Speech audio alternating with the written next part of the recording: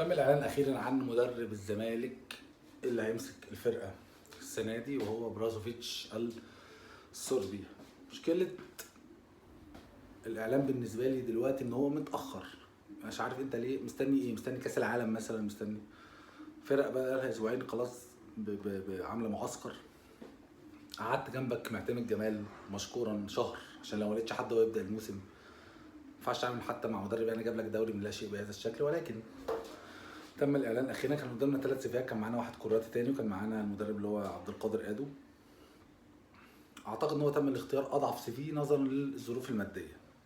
الجزء الكويس في الموضوع او الايجابي يعني ان الراجل ده بيلعب بشكل واقعي نظرا للظروف اللي احنا فيها. ما هو يعني ايه واقعي؟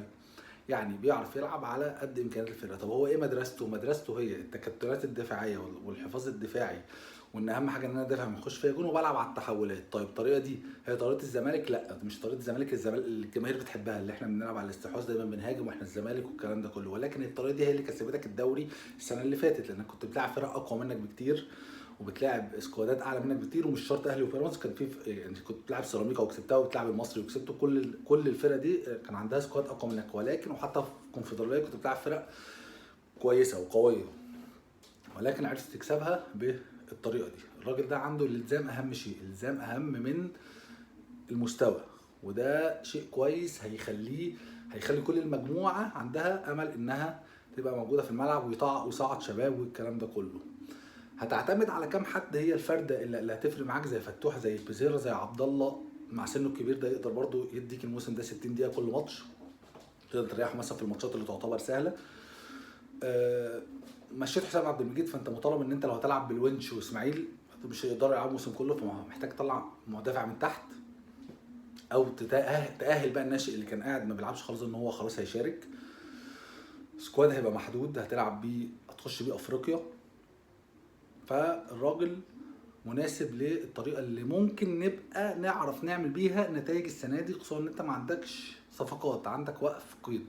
فمناسب المدرسه دي. الراجل ما مسكش قصدي فرق كبيره، مسك فرق متوسطه الجدول في الخليج وعمل بيها نتائج كويسه. ولكن نسبه الفوز، النسبه المئويه للفوز عنده في اخر 3 مواسم كانت ضعيفه، نظرا لانه كان بيمسك فرق مش قويه. هي اصلا مش فرق دايما بتكسب، ولكن هم ما كانوا مسمينه قاهر الكبار في السعوديه، لان هو كان دايما بيعرف يكسب الفرق الكبيره بالطريقه بتاعته.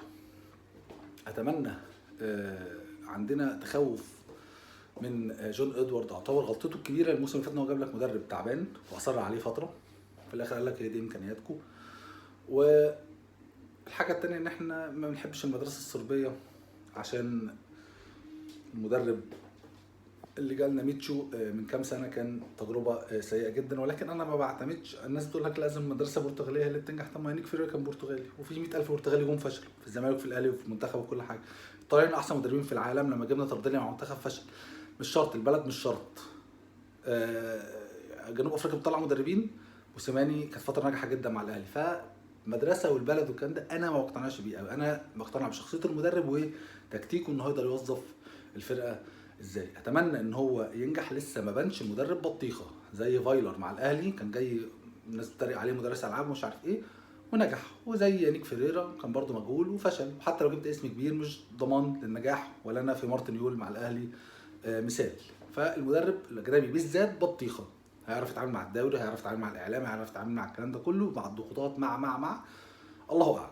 فبطيخه هنستنى ونشوف. المفروض ان الاسبوع الجاي في معسكر في تركيا، وجون ادوارد اصر المعسكر يبقى بره مصر، وانا شايف ده كويس عشان نبدا نشوف الدنيا فيها ايه.